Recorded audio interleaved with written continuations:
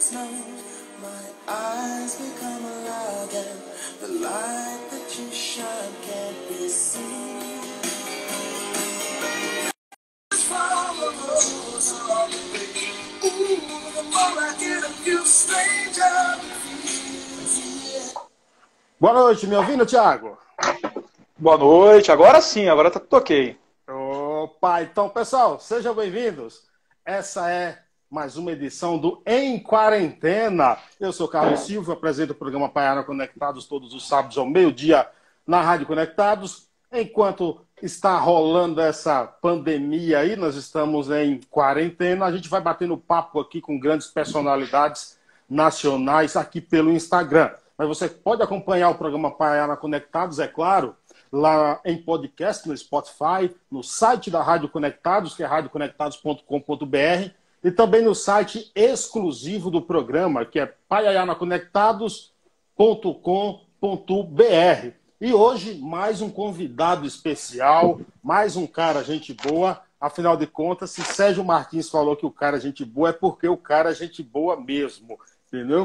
Ele é jornalista, passou pela TV Record, na Bahia, TV Educativa na Bahia, Jornal à Tarde na Bahia, Rádio Transamérica da Bahia e do Distrito Federal, Rádio Bahia FM, a querida que eu ouvi desde criança, Rádio Sociedade da Bahia, como não lembrar, Sociedade contra o Crime, Balanço Geral, olha só. É pós-graduado também em Linguagens e Mídias Audiovisuais pelo Centro Universitário Jorge Amado. Atualmente trabalha na TV Brasil e é autor do livro O Raul que me contaram. Claro, a história do maluco, beleza. Eu recebo Thiago Bittencourt. Obrigado por aceitar o convite. Eu que agradeço. E quem diria daquele bate-papo lá em São Paulo, na Casa do Saber, no ano passado, a gente se reencontraria aqui no Instagram, né? É bom que esses contatos que a gente faz, a gente se reencontra em algum momento na vida. Especialmente agora que a gente está nessa quarentena, a gente tem que fazer esses encontros virtuais mais vezes. Exatamente. Ali era o lançamento do teu livro, Thiago, aquele dia, né? Não era exatamente o lançamento. O livro foi lançado em 2017. Né? O livro é originado de um programa de televisão, um documentário para a TV Brasil, que foi exibido em 2015. Em 2017 eu lancei o livro, né, baseado nesse documentário. E ano passado a gente fez um bate-papo com o Sérgio Martins na Casa do Saber. Foi um bate-papo, na época, em agosto, que é a época do falecimento de Raul, e era os 30 anos da morte de Raul. Então a gente aproveitou para fazer um bate-papo lá na Casa do Saber. Eu também participei da passeata que acontece todo ano, né, em 21 de agosto, que é o dia da morte, né, lá no Teatro Municipal, até a Praça da Sé. E eu estava em São Paulo, aproveitei para participar desse evento na Casa do Saber. Eu aproveito aqui, aproveitando a mensagem de minha esposa, Gleice Fonseca, para parabenizar, através de você aqui, todos os jornalistas, né? Hoje é dia do jornalista, né, Thiago? Então, desde já eu dou meus parabéns aqui pela essa profissão querida. Dia do jornalista. Ontem um colega, amigo e colega, trabalha na Paraíba, ele me pediu uma mensagem sobre isso. Né? E eu estava falando como essa situação que a gente está vivendo, que a gente nunca imaginou viver, ela vai mudar a sociedade, vai mudar o indivíduo, a sociedade, e para o jornalista ele muda também. Né? Porque a gente está reaprendendo a trabalhar. Né? É óbvio que o home office ele faz parte também. Né? Muitas vezes a gente trabalhou no home office, mas agora é uma coisa mais frequente. Eu tô de home office, né? Há mais de 3 semanas. Você fala não só... Eu falo de Brasília. E não só a gente está, mas fontes estão, especialistas, autoridades, personagens. Então a gente tem que lidar com isso. Né? E não é um dia ou outro, são semanas, é uma coisa agora constante. Então realmente a profissão tem que se reinventar nesse momento. Né? E é importante, de extrema importância, né? Você é soteropolitano, Thiago? Nascido em Salvador? Isso, sou de Salvador e tenho 6 anos de Brasília. Eu faço agora no dia 21 de abril, que inclusive é o dia do aniversário de Brasília. Olha que legal. Mas é muito pouco tempo para perder o sotaque, né, Thiago? Então, eu encontrei uma turma de baianos aqui, de torcedores do Vitória. Então a gente reúne para assistir jogo, para tomar uma cerveja, fazer um churrasco, comer um acarajé. Então, a gente mantém, né, consegue manter o sotaque por mais tempo, as expressões, as gírias baianas. Então, isso a gente consegue sustentar. Tem a turma do Vitória Candango, que a gente chama aqui o grupo de torcedores do Vitória. Você é Vitória? Vitória, Vitória. Então, essa turma é uma turma boa que a gente reúne aqui. Então, é Bavi aqui, tá bom? Meu Bahia é o maior vencedor, tá? Não, Deus te perdoa, pode ficar tranquilo. Tiago, me diz uma coisa, a gente vai falar do teu livro aí. Tua infância em Salvador, você ouvia muito Raul Seixas, cara? Era dos prediletos, assim? Não, na infância não. Na adolescência, né? Sim. Eu, de início, eu não entendia muito bem o que era aquilo, né? Porque eu achava o cara meio megalomaníaco, né? O cara dizia que era tudo, né? A luz das estrelas, a cor do luar, as coisas da vida, o medo de amar. Ele era tudo, né? Ele tinha nascido há 10 mil anos atrás. Eu não entendia o que era aquilo. E meu pai tinha uma fita cassete de uma coletânea, a coletânea Maluco Beleza, e eu comecei a ouvir, e aí na adolescência vem aquele espírito rebelde, contestador, revolucionário, você acha que vai mudar o mundo, e aí aquela coisa começou, Raul Seixas foi sendo a trilha sonora disso pra mim, né? Sim. Então eu fui aprendendo, na época não tinha internet tão desenvolvida no Brasil, claro. Então eu ia muito pro Pelourinho, em sebos, comprava livro, ia atrás de CDs de Raul, e fui me preparando, fui conhecendo um pouco da história, as pessoas que norteavam, né, que conviveram com ele. Eu não tinha a construção imagética delas, né? Eu não conhecia a cara dessas pessoas. Pessoas que eu encontrei anos depois, algumas eu virei amigo, eu tenho contato até hoje, entrevistei, enfim. Eu não tinha a construção dessas pessoas, mas eu ia fazendo uma linha, né, uma construção do que eram essas pessoas na história de Raul pelos livros. Então eu fui indo a tributos a Raul. Eu me lembro que eu adolescente eu acho que era dia de finados. No dia de finados em Salvador, o pessoal vai ao cemitério em que Raul está enterrado. Exatamente. E vai tocar violão e tomar vinho lá no túmulo de Raul. Eu adolescente, eu fui para lá e acompanhava. E tinha uma passeata que eles faziam, acho que do cemitério até o viaduto Raul Seixas, que tem lá em Salvador. Então eu participava dessas coisas. Eu não participava da cena Raul Seixista, mas eu queria tentar me inteirar mais do que era isso. Então foi isso. Você falou que o livro surge de um programa de televisão. E aí eu te pergunto, quanto tempo durou até a ideia estar madura e a conclusão do livro? Olha, o programa ele foi exibido em 2015, né? 20 de agosto de 2015, um dia antes da data de falecimento. E depois que o programa foi para o ar, que a gente conseguiu respirar, eu pensei assim, olha, tem muito material. A gente fez mais de 20 entrevistas, nem todas foram para o ar, fora os apoios, né, de parceiros. Eu falei assim, tem muito material. A gente não pode jogar isso aqui fora. Tem muita coisa que a gente não conseguiu botar no ar. Um programa de televisão, você grava muito mais do que você coloca no ar. Sim. Então eu falei assim, eu vou fazer o seguinte, eu vou transformar isso aqui num livro. Eu sempre pensei, eu quero escrever um livro, mas sobre o quê? Então eu falei, vou transformar isso aqui num livro. Então as entrevistas foram transcritas, e aí eu transformei essa linguagem de televisão em livro. Deixei um pouco mais palatável, né? Tirei aqueles cacos, aquela gaguejada, transformei isso para ficar uma coisa mais palatável. Isso aí, depois disso, esse processo de formatar o livro foi relativamente rápido, porque era uma coisa que eu vivi a minha vida toda. E era um trabalho que já estava pronto. Eu precisava somente do formatar, né? Depois disso eu precisava, na verdade, da autorização da empresa onde eu trabalhava, que é a Empresa Brasil de Comunicação, onde eu trabalho. A Empresa Brasil de Comunicação, que gere a TV Brasil, é uma empresa pública. Eu precisava da autorização para utilizar o material, né? Isso demorou um pouco.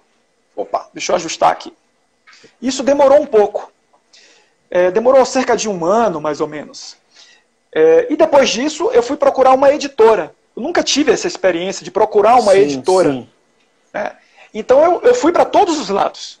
Eu procurei todas as editoras possíveis, fui vendo como é que funciona esse negócio de mandar um livro. Eu mandei, físico, eu mandei para, se eu não me engano, umas 4 ou 5 editoras. Tem editora que só recebe durante 2 meses do ano.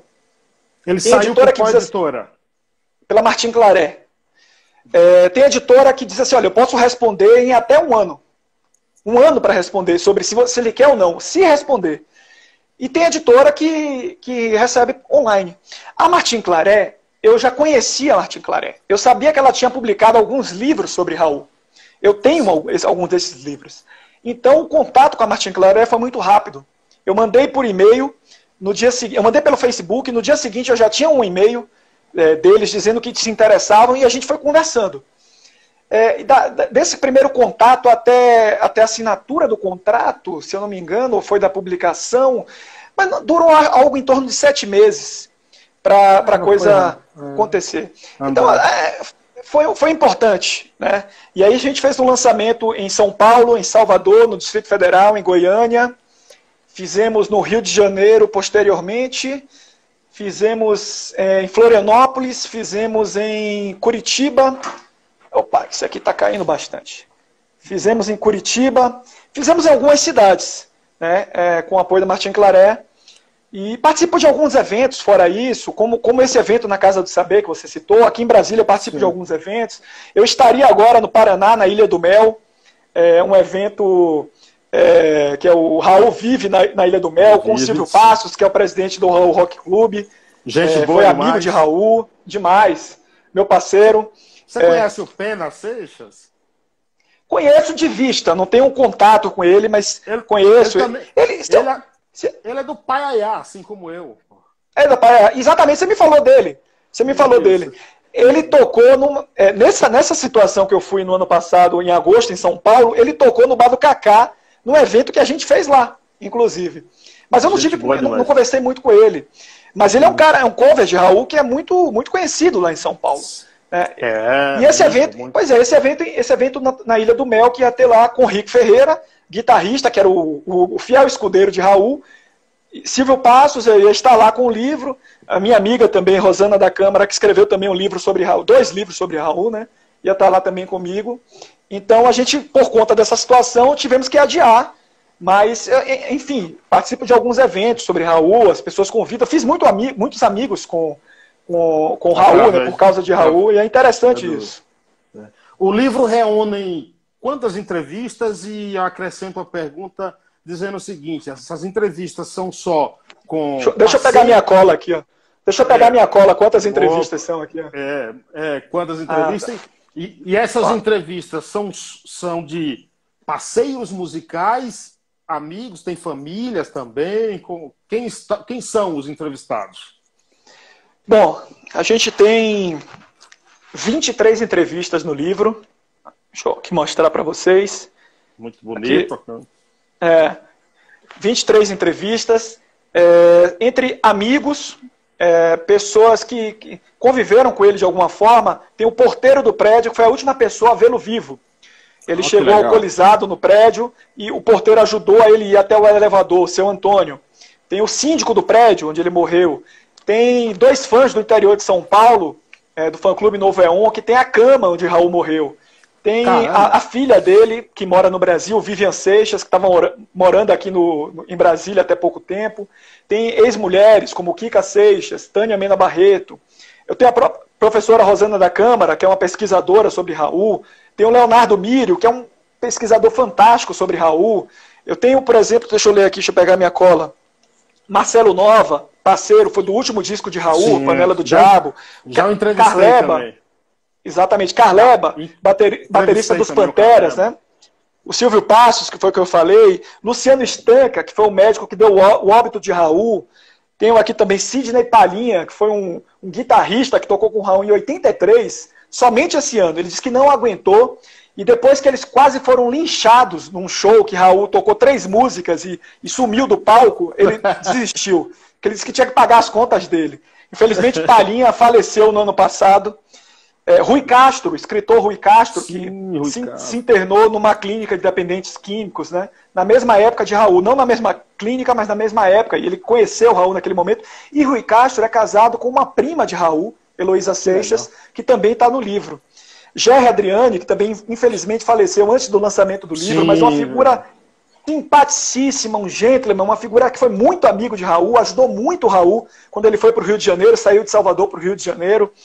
Tenho aqui também, deixa eu ver quem mais, Roberto Menescal, Toninho Buda, foi daquela parte mística, foi amigo de Raul, daquela parte mística, né? Aquela parte de sociedades secretas. Sim, Cláudio sim. Roberto, um grande amigo de Raul, um cara de um coração enorme, um cara que vive em Miguel Pereira, na mata mesmo, super isolado, gente boa demais, converso com ele sempre. É o que vive no Rio, o estado do Rio. Isso, e ele é coautor de diversas músicas, inclusive de Maluco Beleza, inclusive ele é coautor de O Dia que a Terra Parou, que é a música que as pessoas usaram agora como meme por conta dessa pandemia da quarentena. E aí eu falei com ele, a curiosidade disso, eu falei com ele recente, Cláudio, eu não aguento mais, as pessoas, mais de 15 pessoas me mandaram esse meme aqui de que Raul previu essa situação. Ele falou, rapaz, se mandaram 15 pessoas para você, mandaram isso aí, imagina para mim, eu que sou autor, quantas pessoas me mandaram isso? Exato, mas obviamente, Raul não previu nada, né? Era uma brincadeira, aquilo era um filme, né? Que eles fizeram em referência a um filme e fizeram aquela música. Mas é bastante. Edi Está, que foi da Sociedade da Gran Ordem Cavernista, a apresentação das Drags, foi um disco também de Raul, super anárquico, né? Super uma coisa... super Jay Vaca, que também foi guitarrista de Raul e cunhado dele, né? Eu falei de todos aqui? Tá falando se faltar um nome, que eu vou falar se ele tá no livro ou não. Paulo Coelho. O nome? Paulo Coelho? Não, Paulo não tá no livro. Quando eu entrevistei Roberto Menescal, eles são amigos, Roberto Menescal e Paulo. Aí eu falei, Roberto, você consegue intermediar com o Paulo? Porque Paulo tem um acesso muito difícil. E Roberto mandou um e-mail para Paulo perguntando. E mandou a resposta de Paulo para mim. Aí Paulo respondeu assim, quando a entrevista for sobre você, darei com o maior prazer. Então ele não quis falar sobre Raul. Né? Eu então posso Paulo te contar. tem essa dificuldade. Eu vou te contar, o Denis Feijão, produtor do filme O Início, o Fim e o Meio de Raul, o Paulo participa daquele documentário lá, o Pena Seixas também, e o Denis Feijão me contou que foi 2 anos o tempo que durou para o Paulo dar uma resposta, se ia aceitar ou não dar uma entrevista. Agora, uma outra coisa que eu não sei se você sabe... Deixa eu só complementar, desculpa, deixa eu só complementar essa história. O Walter Carvalho, que foi o diretor desse filme, O Início, o Fim e o Meio, ele não está no meu livro, mas ele está no documentário, do documentário da TV Brasil. Inclusive, quem quiser pode acessar Raul, Esse Caminho que eu mesmo escolhi. O nome do programa é Caminhos da Reportagem, está no YouTube. E aí ele fala que quando eles chegaram para entrevistar Paulo na Europa, né, eles chegaram já assim, olha, eu não posso começar uma entrevista perguntando como é que você conheceu o Raul, aquela coisa básica.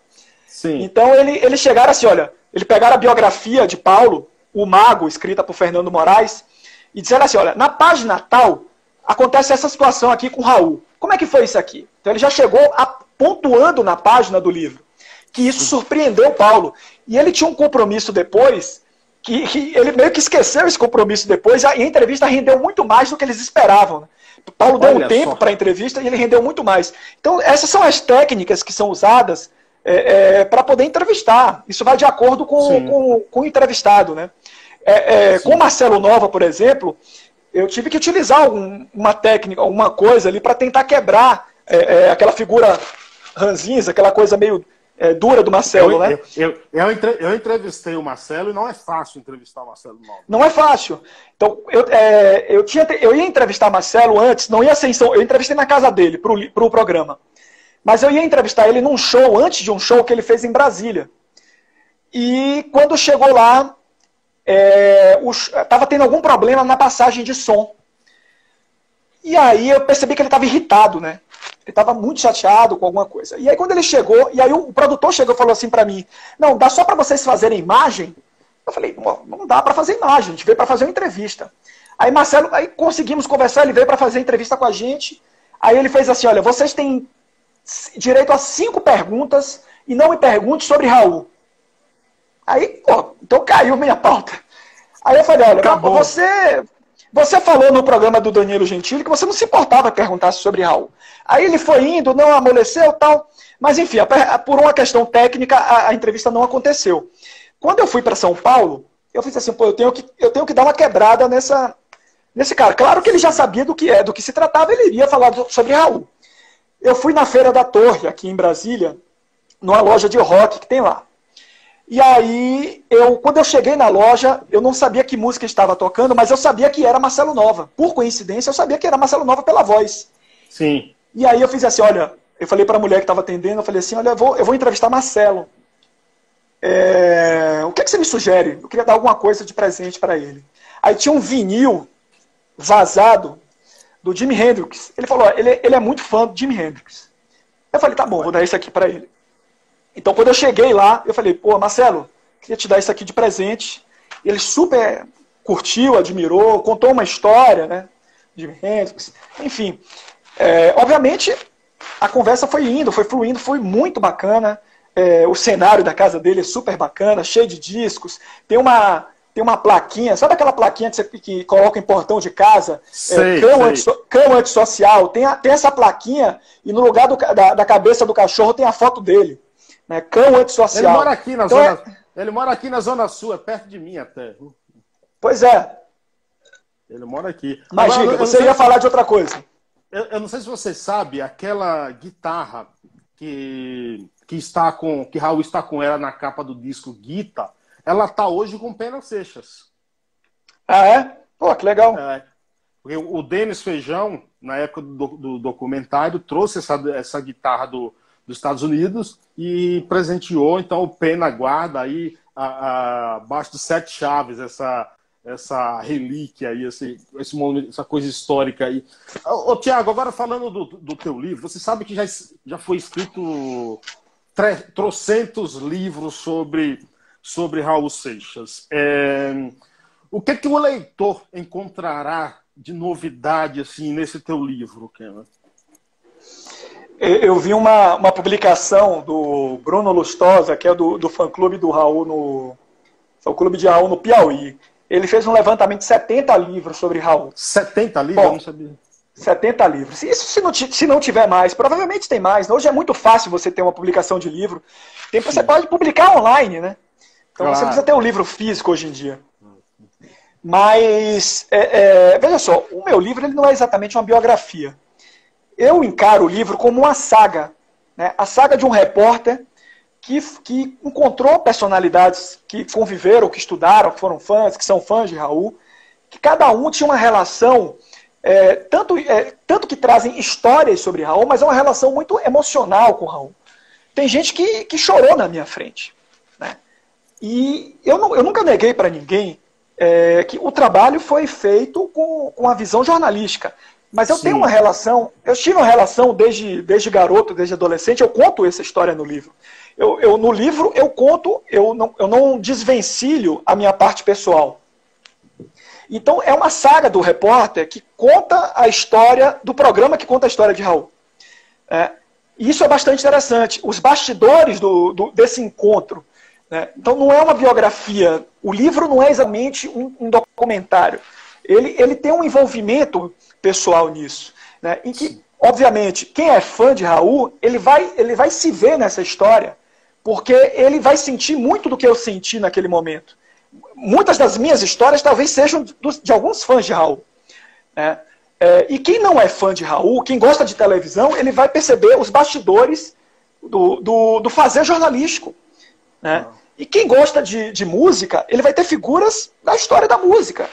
Como o Roberto Menescal, que é um monstro sagrado. Vai ter Marcelo Nova, vai ter Gerry Adriani, vai ter o Carleba. Então, assim, ele é para um público muito amplo. Né?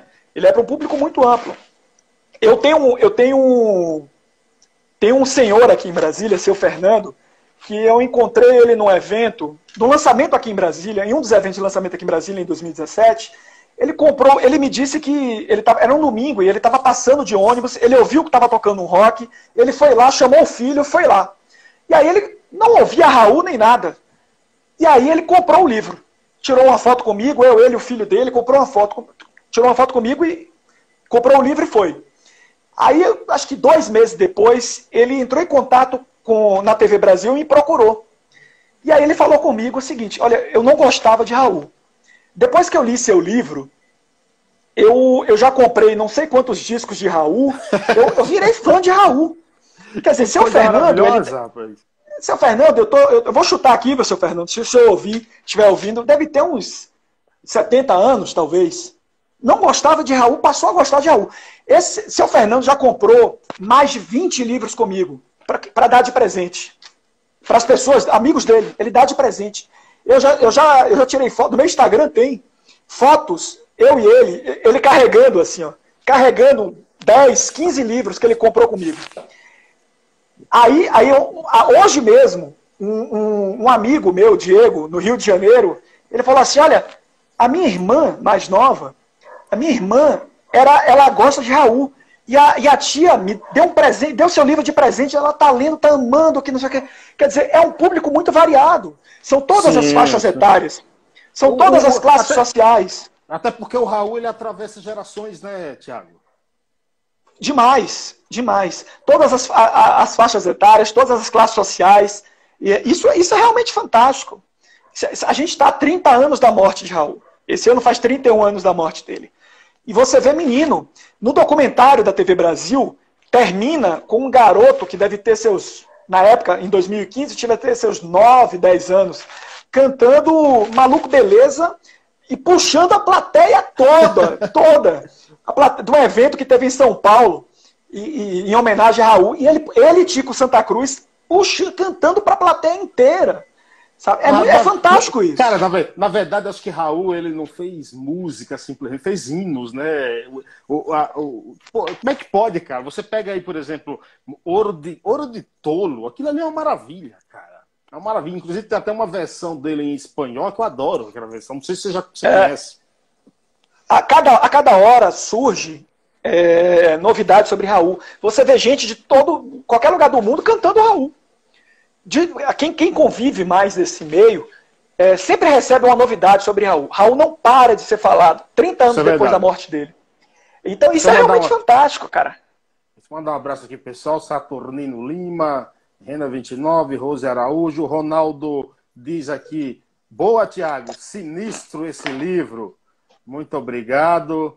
O Trindade de Alex Gama entrou aqui também. Tem uma mensagem aqui, deixa eu procurar aqui. Que mais? Alex Gama, se for meu parceiro, tá com filhinho. Parabéns, Alex. Felicidades. A Ana Helena diz aqui, cantava todos os dias no transporte escolar. Era, Thiago? Rapaz, Ana Helena. Quando eu era menina, ela me levava pra escola. E aí disse que eu cantava muito. É verdade, verdade. Bittencourt Tânia. Você vê, né? Bittencourt Tânia, deve ser Tânia Bittencourt. É minha mãe. Eu fiz uma divulgação muito boa também aí, viu? Muita gente conhecida, amigo meu, Farete. Minha mãe tá aí também. Minha mãe é uma assessora danada. Muito obrigado. Ela diz aqui que é o jornalista preferido dela, o Saturnino Lima, lá em Nova Açores. Esse livro seu, inclusive, precisa estar lá na biblioteca do Paiaiá, que é a maior biblioteca comunitária do mundo, com 125 mil livros. Hein? Então a gente vai mandar esse livro para lá. A comunicação nos traz as belas histórias em quadrinhos do dia a dia e das pessoas, diz Saturnino. Muito obrigado. Aqui, deixa eu ver quem mais está aqui. Quem mais tem mensagem? O Tatu diz aqui, grande obra, muito bem feito. Tem o meu autografado. Olha que maravilha aí, ó. Como é o nome dele? Deixa eu voltar aqui. Ele diz de onde é? Tatu by Brian. Tatu by Brian, deve ser isso aqui, ó. Ele tem uma tatuagem aqui, mas não diz de onde é. O Ronaldo diz aqui, tô com o meu aqui na mão. A entrevista com o Marcelo Nova me emocionou demais. Deixa eu ver quem mais aqui. Tânia Bittencourt. A Tânia Bittencourt diz que já leu o livro, somente 3 vezes, Histórias Fantásticas. Ivana diz aqui, Tietê desse jovem escritor, deve ser Tiete, o corretor aqui deve ter feito errado. Grazi Borges aqui, ó, Graziela Borges, muito boa entrevista com Marcelo Nova, para mim uma das melhores. Entrevista com Marcelo Nova é boa, cara. Tem que ser boa a entrevista com Marcelo Nova, porque ele é bom de entrevista, cara, entendeu? Você pode perguntar o que você quiser que ele vai responder a tua lata. Concorda, Thiago? Não, foi muito bacana. Foi muito bacana a entrevista com ele. Eu gosto, assim, é difícil eu dizer qual que eu gosto mais, porque eu gosto de todas mesmo, né? Todas, para mim, trazem alguma coisa surpreendente, e eu que estive lá, eu consegui ver a emoção de cada um sobre Raul. Como eu te falei, vi gente chorando na minha frente, para um cara que já tinha morrido, na época já tinha 26 anos que tinha morrido, então para mim foi fantástico ver isso. Como as pessoas mantêm o sentimento por Raul depois de tanto tempo, né? Exatamente. O Raulino diz aqui, Thiago, uma curiosidade. Enquanto o Raul estava vivo, houve algum artista que quis regravar alguma música dele e houve resistência? O que você acha da regravação feita por Débora Blando de A Maçã? Olha, quando o Raul estava vivo, nos últimos anos dele, ele ficou completamente esquecido, né? Ele ficou 4 anos sem fazer show, sem gravar. As gravadoras não queriam, ele estava super queimado no meio. Então, Marcelo Nova recuperou ele, fez uma parceria com ele, gravaram A Panela do Diabo, foi o último disco. Então ele estava super esquecido mesmo, né? Não era uma coisa comum essa questão da regravação. Agora, por exemplo, Raul ele foi compositor também. Ele, antes de ser exatamente esse Raul que a gente conhece, ele foi produtor e compositor. Ele compôs várias músicas para artistas considerados brega, né? Ele compôs músicas de sucesso para outros artistas. Ele é autor da música Doce Doce Amor, de Gerard Adriani, por exemplo. Sim. Então ele compôs para outros artistas. Ele foi produtor de 3 discos de Gerard Adriani, né? Ele compôs para Renascença Blue Caps, compôs para Diana. Diana tem uma declaração que ela diz que a razão da carreira dela, do sucesso da carreira dela, é Raul Seixas. Então, agora, ele é um cara que ele não era de turma, né? Ele não era muito de turma.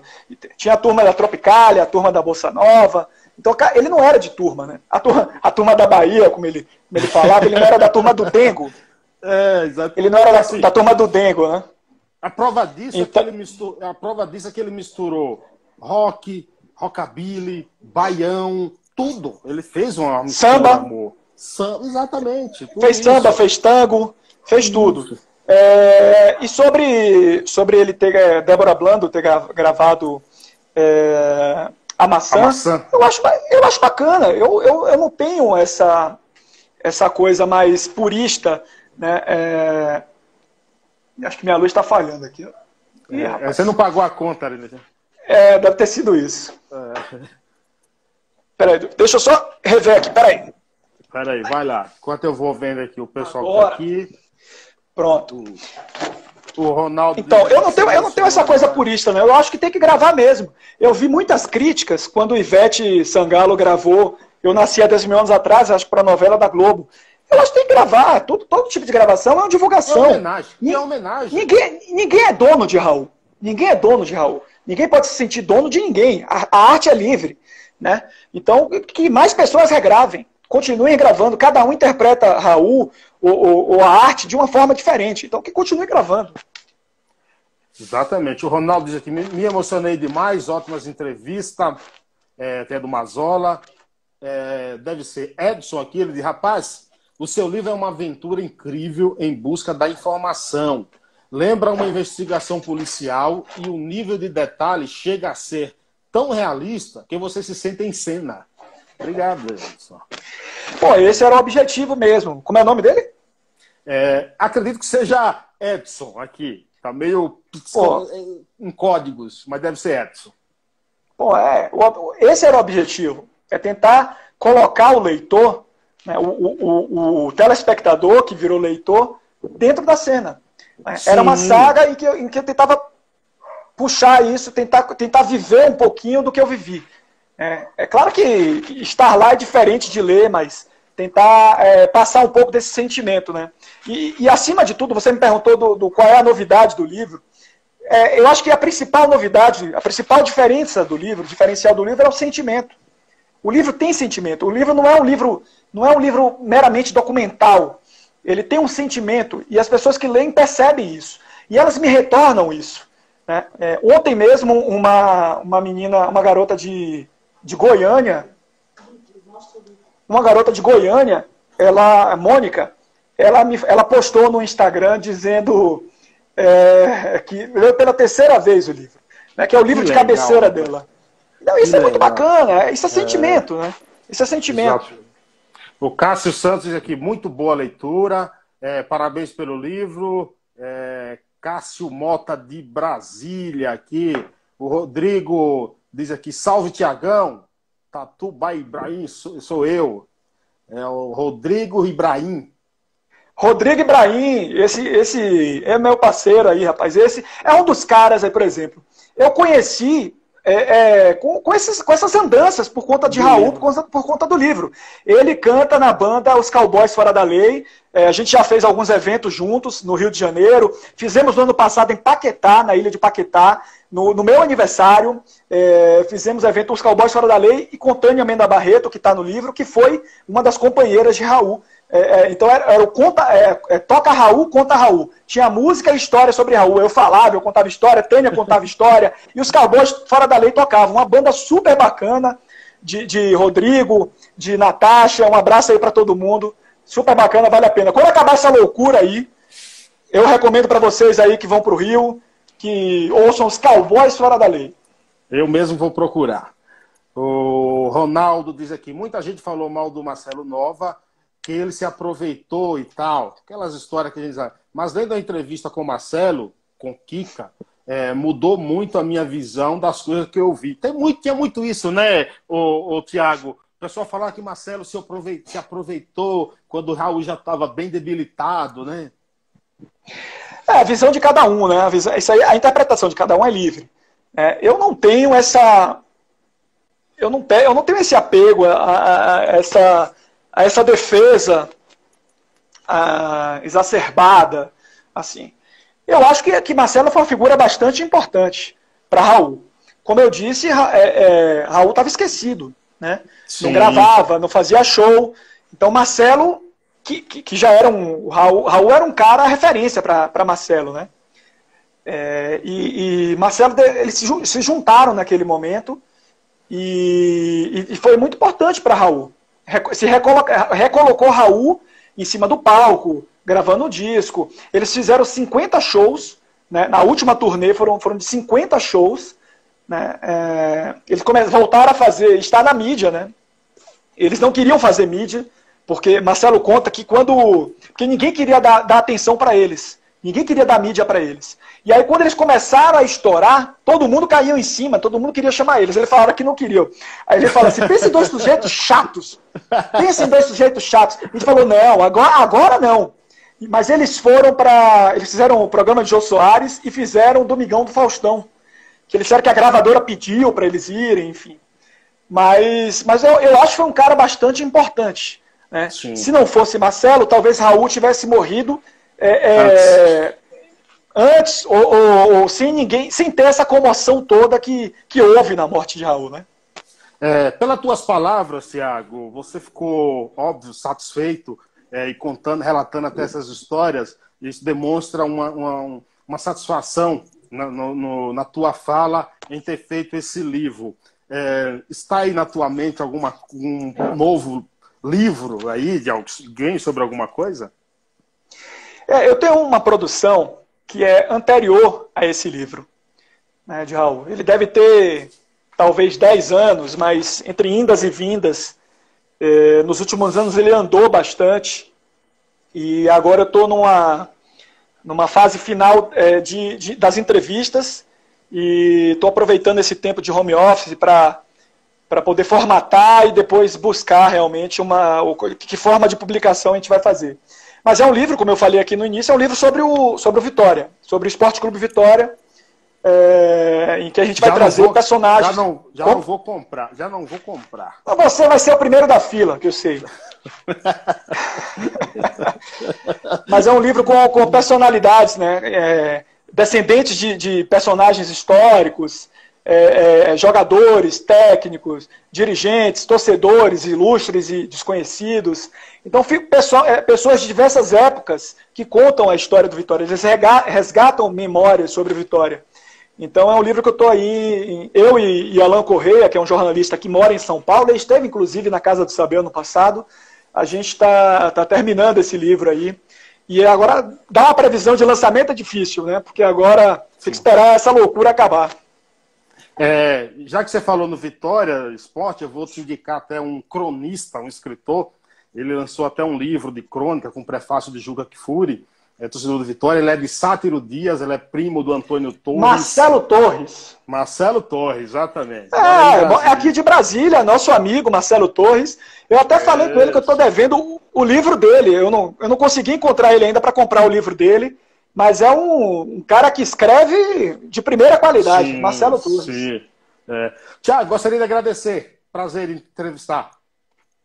Pô, eu que agradeço, cara. Nesse período que a gente está em distanciamento social, poder interagir assim, conversar contigo, ver as mensagens de diversas pessoas aí, isso é muito bacana para a gente manter a sanidade mental, manter a saúde mental. Que aconteça mais vezes aí, a gente possa bater papo, não só sobre Raul, sobre qualquer outra coisa. Eu acho que é isso que a gente precisa.